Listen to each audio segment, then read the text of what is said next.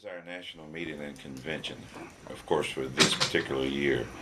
And we've been doing our national meetings yearly since the inception of our national organization back in, I think it's 2005 or 2005. 2005. And not to this, of course, it took years to get to this point as we grew from, of course, one chapter into now 100 chapters 100 chapters throughout the United States. Okay. What's the goal of having a national meeting, every year? Is it just to get everyone together and make sure everyone's on the same page, or what's? It's communication. We take care of national business at that particular time, and a lot of our business is done in cyberspace. But it's more than just the one thing as far as taking care of business. It is to get our members together. Many of our members are spread out throughout the United States, so they don't get an opportunity to meet a lot of the members from all the chapters. So we've broken the country down into 5 areas, of which we call frontiers. And that national meeting is rotated from frontier to frontier. So you can imagine at a national meeting, which this is our northeast frontier, when you go to another area, you're going to get more people to participate and come in and be a part of that and meet so many new people, individuals who embraced our club and who are wearing our colors. Okay. So you have so many members out there. That's a small portion. That's a small portion. Yeah, this is the ones who could actually attend. But for anyone who's curious about the club, what's it mean to be a member? What's the attraction for people to come and join? I'm gonna let Glenn. This is we just had elections, and he's our new National treasurer. Oh, he gets the hard one. No, I just got rid of the hard job. I used to be the national secretary. Yeah, he's our former national secretary, and he just got voted as a treasurer. And basically, this club is a brotherhood and a fellowship of folks who love the sport of riding motorcycles. As a side to that, our goals are to participate in community service and to talk about the rich history and legacy of the 9th and 10th Cavalry Buffalo Soldiers. So that's why we adopted the name, because of the respect that we have for those fierce fighting men who basically are unheralded in history. So one of our focuses is to get out and educate the general public on those soldiers of the 9th and 10th Cavalry. Most of our members are adamant touring riders. We ride on an average of anywhere from 5 to some of our soldiers ride 20, 30,000 miles a year. We have events, as Ken stated, in all of our frontiers. And the goal of most folks are to try to make as many of those events as they can. So we're quite active. Usually from April to about the 1st of November, we're riding our motorcycles, visiting and fellowshipping with our other chapters. Just today, we've started up a chapter in Charleston, West Virginia. That will be our first chapter in West Virginia, and we are now 100 strong. Okay. Yeah. That's very cool then. Okay, I already asked you about the question. Now, here in Hampton, as of last count today, I think we had 1,485 of our members here. Oh, wow. That roughly represents about 40% of our membership. So you do have a strong presence then in Southeast Virginia. A lot of members out here. Well, we have 7 chapters in Virginia alone. Okay.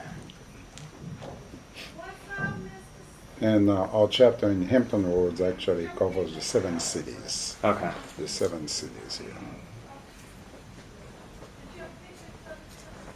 Whatever I write for the newspaper, I'll make sure I add, a few paragraphs about the history of the Buffalo Soldiers Absolutely. and what they meant to you guys and history too. Definitely a interesting very influential group of people. You guys also have a charity component to what you do as well. It sounded like maybe you were donating some money to a couple charities. Can you tell me a little bit about that? We are donating $2,500 each to the Habitat for Humanity and also to the South Hampton Road Food Bank. Now those two charities were vetted throughout the community, and we decided on those two because of the service they provide, not only to the community but specifically to veterans also. Okay. So the funds, the donated funds, will go to veterans programs. Okay. You find that you have a lot of military veterans who are members of the club? Absolutely. Our club, We have Hands go up. Yeah. to be honest with you, as far as numbers, we have a lot of not only current, but we have a lot of current and retired veterans. We have current military who are members who are serving in Afghanistan, and probably we have them stationed throughout the overseas at different bases. A lot of law enforcement. When I started the club, I'm a retired Chicago police officer, and probably 90% of the club were law enforcement. Now we have chiefs of police, deputy chiefs, we have FBI, from every aspect of law enforcement. But also we have a lot of business owners. We have managers from white collar to blue collar. We cover the entire spectrum of just good individuals who are excited about riding motorcycles and getting an opportunity to be a part of something that's so positive. Okay. All right. Is there any other major aspects of the club that I haven't asked you guys about that you would like people to know? Because I know you're going to have a large presence this weekend. Out and about. Anything else I haven't asked you about? No. One of the things that we want people to know is that we are just a group of positive individuals who, as Glenn stated, we look to educate the general population about their history and legacy of the Buffalo Soldiers. Of many people don't know who the Buffalo Soldiers were and how African Americans played a big part in the military. And it was up until I would say about 20 years ago, I didn't see a lot written about the Buffalo Soldiers. Since that time, there's a lot of information on it, of course, through the internet, and a lot of books written. But that's something that we want people to know, and what our symbol represents is that African American military person who served and who fought and died for this country, and actually, I don't know how much of the history you know of, but one Buffalo Soldier, a noted Buffalo Soldier, was a female. Oh, really? And back during those times, post-Civil War, they didn't kind of just check you out, but she registered under William Cathay, but her name was Cathay Williams. Oh. And she was famous. They said she was tough as nails. She fought right there with the men because they thought she was a guy. And the only way they found out that she was a female is that she got sick. Oh. Yeah, so we're very proud that the fighting spirit was within her also to serve her country. Okay. Okay. One last request for you guys. I'm sure your handwriting is better than mine, so could I get you to write down your names and titles for me? Would that be all right? Another thing about us is, about motorcycle clubs is almost everyone has a riding name.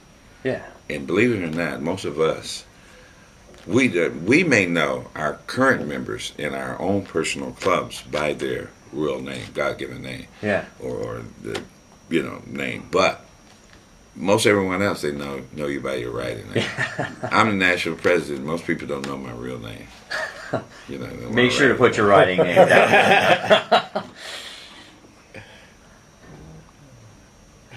So what is your riding name? DreamMaker. DreamMaker. Can I ask how you get how most people get their riding names? Is that kind of a Sometimes it's given to you. That's yeah? you don't want you that. don't have any choice. Yeah, Sometimes you don't want You that. don't want it. Yeah.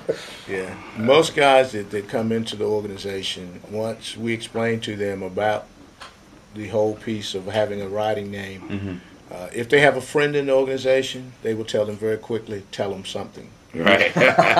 If not, they will usually give you a name. Oh no. And usually it's something very comical. Yeah. Yes, it is. Yes, it is.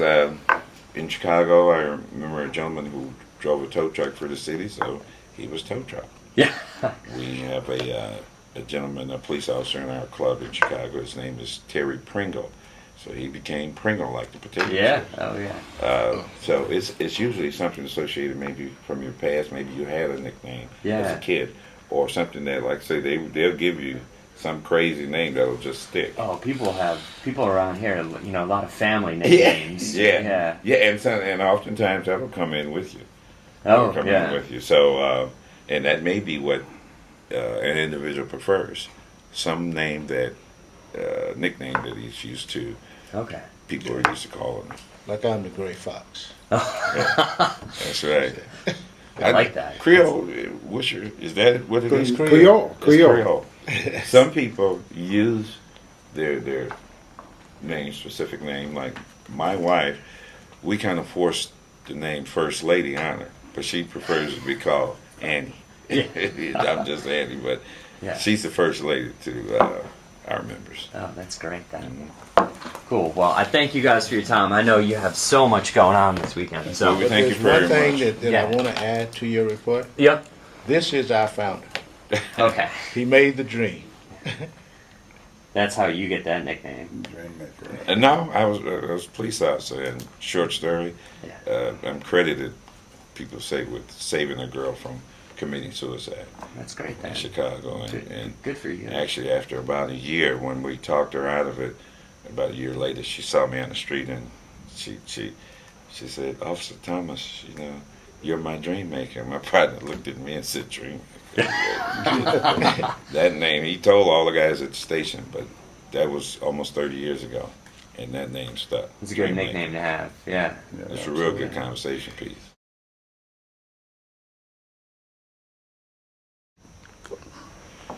Hi, this is DreamMaker, Ken Thomas, your former national president. I'd like to thank each and every Buffalo soldier and trooper that attended the 2013 national meeting and convention held in Hampton Roads, Virginia. And if you had the opportunity to be here, you knew how much fun you had. We took care of business. Most of us, we ate good, and we had such a beautiful time, and we made our mark here at Hampton Roads. And I'm going to pass it on to our newly elected national treasurer, the Gray Fox. Hi, I'm Gray Fox, and it is truly a pleasure to be here in Hampton Roads with Creole and the Hampton Roads chapter. This, some people know it, some people don't. This is pretty close to my hometown. I'm from right across the river in Norfolk, Virginia. It's great to be able to come home, and it's wonderful because I am part of this Northeast frontier, and Creole and his wife have worked very hard to make this happen. It's a dream. We looked at this for the last 2 years. When we started out, we had no idea how we were going to actually make it happen. But through their hard work, dedication, organizing the committees, negotiating with the hotels, the convention centers, this has been a wonderful time here in Hampton Roads. And I'd just like to personally congratulate Creole and his gang for making this happen for the National Association. You did a wonderful job, brother. Yes, Thank did. you, thank you. I hope you enjoy your stay down here, but I definitely don't want to take all the credit for executing this national convention. As you know, it takes a lot of manpower and a lot of people to make it happen. So I want to pass the credit to Hampton Roads and the Northeast Frontier that were fully engaged into making this dream come true. So, you know, I hope we stand ready to assist assist the Central Frontier to execute the same requirement next year. Thanks again for coming, and I hope you enjoy your stay. Soldiers, troopers, if you had an opportunity to visit Hampton Roads, Virginia for the 2013 National Meeting and Convention, and you knew the fun that you had here, we'd like for you to attend the 2014 National Meeting and Convention in Houston, Texas. It's going to be hot. It's in the central part of the country. But please, if you can, please be there, because you're going to have a great time. We're going to handle a little business, but most of all, we're going to have a lot of fun. Please come out, represent, and keep it soldier, keep it trooper.